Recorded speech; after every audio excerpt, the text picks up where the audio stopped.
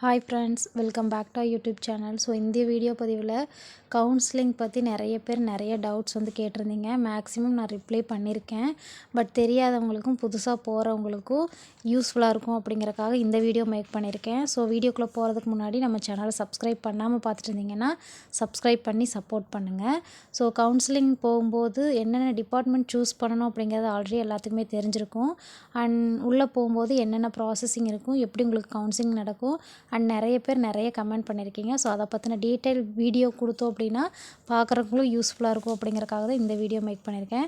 So வீடியோக்குள்ளே போகலாம். Hello friends, நீங்கள் கவுன்சிலிங் கிளம்புறதுக்கு முன்னாடி பார்த்தீங்க அப்படின்னா counselling memo, 10th certificate, 12th certificate, UG certificate, அதில் பார்த்தீங்கன்னா provisional, degree, overall mark sheet, PG நீங்கள் கம்ப்ளீட் பண்ணியிருந்தீங்கன்னா பிஜி சர்டிஃபிகேட் எடுத்துக்கோங்க. அதுவும் இதே மாதிரி provisional, degree, overall mark sheet எடுத்துக்கோங்க. Community certificate new or old எதுனாலும் சரி, நீங்கள் அப்ளிகேஷனில் என்ன மென்ஷன் பண்ணியிருக்கீங்களோ அதை எடுத்துக்கோங்க. நெக்ஸ்ட்டு பிஎஸ்டிஎம் சர்டிஃபிகேட்ஸ் நீங்கள் க்ளைம் பண்ணியிருப்பீங்க.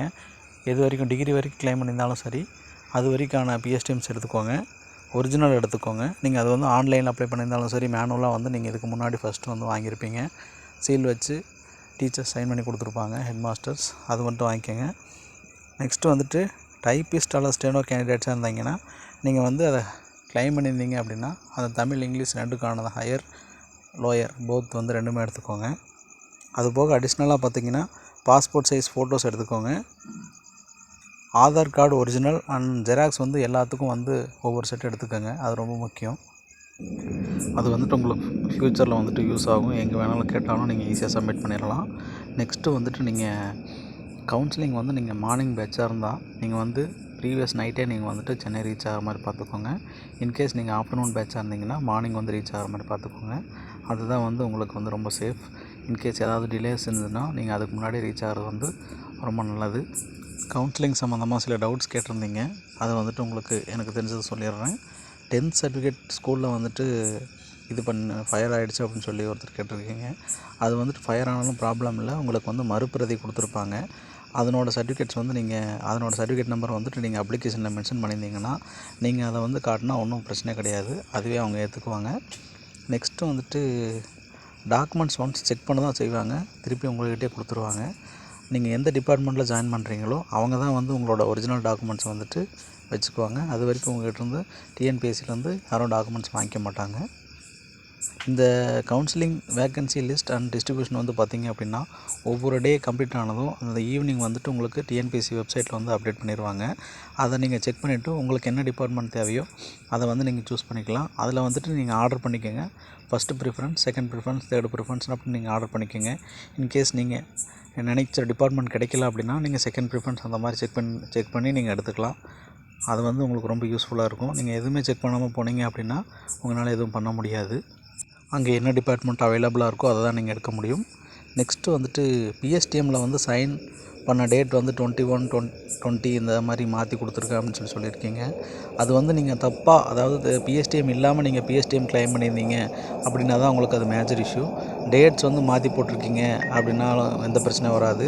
அது நீங்கள் ஏதாவது அங்கே லெட்டர் கேட்பாங்க. அந்த லெட்டர் மட்டும் நீங்கள் சப்மிட் பண்ணிவிட்டு நீங்கள் உங்களை ஏற்றுக்குவாங்க. எந்த பிரச்சனையும் வராது. நெக்ஸ்ட்டு கம்யூனிட்டி சர்டிஃபிகேட் ஓல்டு அல்லது நியூ கேட்டிருக்கீங்க. கம்யூனிட்டி சர்டிஃபிகேட் ஓல்டாக இருந்தாலும் நியூவாக இருந்தாலும் பரவாயில்ல. நீங்கள் அப்ளிகேஷனில் என்ன மென்ஷன் பண்ணியிருக்கீங்களோ அதை நீங்கள் கொண்டு போனால் போதும். அது பிரச்சனை வராது. நெக்ஸ்ட்டு ஃபாரஸ்ட் கார்டன் வாட்சர் கேட்டிருக்கீங்க. அந்த கட் ஆஃப் எதுவும் தெரில. அது இதாக தெரிஞ்சுன்னா உங்களுக்கு கண்டிப்பாக அப்டேட் பண்ணுறேன். மெமோவில் மென்ஷன் பண்ண சர்டிஃபிகேட்ஸ் எல்லாமே நீங்கள் வெரிஃபை பண்ணிக்கோங்க இருக்கான்னு சொல்லிட்டு. நெக்ஸ்ட்டு உங்களோட அப்ளிகேஷனை ஒன்ஸ் பிரிண்ட் அவுட் எடுத்துக்கோங்க. அதில் உங்களோட name, date of birth and community, PSTM, typing, steno இந்த மாதிரி ஏதாவது கம்ப்யூட்டர் ஆஃபீஸ் ஆட்டோமேஷன் இந்த மாதிரி என்னென்ன மென்ஷன் பண்ணியிருக்கீங்களோ அதுக்கான கிளைம் எல்லாம் உங்கள்கிட்ட இருக்கா, அதுக்கான சர்டிஃபிகேட்ஸ்லாம் நீங்கள் ஆல்ரெடி வச்சுருக்கீங்களா வெரிஃபை பண்ணி வச்சுக்கோங்க. அது ரொம்ப முக்கியம். நீங்கள் கவுன்சிலிங் போகும்போது பார்த்தீங்கன்னா உங்கள் மெமோவில் கியூஆர் கோட் இருக்கும்.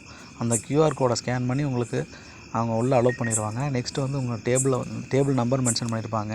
உள்ளே போனால் அவங்களே கைட் பண்ணுவாங்க. டேபிள் நம்பரில் உங்களுக்கு லைனாக அந்த ஆர்டர் படி உட்கார வச்சுருவாங்க.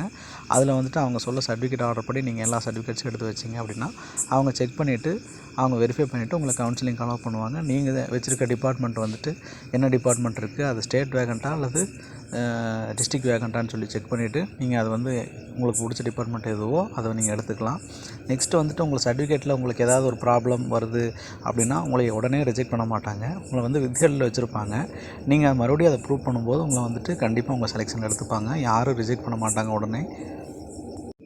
நீங்கள் டிபார்ட்மெண்ட் செலக்ட் பண்ணதுக்கப்புறமா நீங்கள் இன்கேஸ் ஃபீமேல் கேண்டிடேட்டாக இருந்தீங்க அப்படின்னா உங்களோட டிபார்ட்மெண்ட்டில் வந்து அது ஸ்டேட் வேகண்ட்டாக இருந்தது அப்படின்னா உங்களுக்கு நியர்பை தேவைப்படுது அப்படின்னா உங்களுக்கு அலோகேட் பண்ணணும், எங்களுக்கு வேகன்சி வந்து எனக்கு நியர்பையில் போட்டால் சௌகரியமாக இருக்கும் அப்படின்னு ஃபீல் பண்ணிங்க அப்படின்னா அந்த டிபார்ட்மெண்ட்டோட ஹெட் ஆஃபீஸில் போயிட்டு நீங்கள் வில்லிங் லெட்டர் சப்மிட் பண்ணலாம். அதை வந்து ஒரு வேளை அவங்க கன்சிடர் பண்ணி உங்களுக்கு ஃபேவராக பண்ணுறதுக்கு சான்சஸ் இருக்குது. அது நிறைய பண்ணியிருக்காங்க. ஒரு வேளை நீங்கள் அந்த மாதிரி இருந்தீங்க அப்படின்னா நீங்கள் ட்ரை பண்ணி பாருங்கள். கவுன்சிலிங்கில் எல்லோருக்கும் பிடிச்ச டிபார்ட்மெண்ட் கிடைக்க வாழ்த்துக்கள். தேங்க்யூ.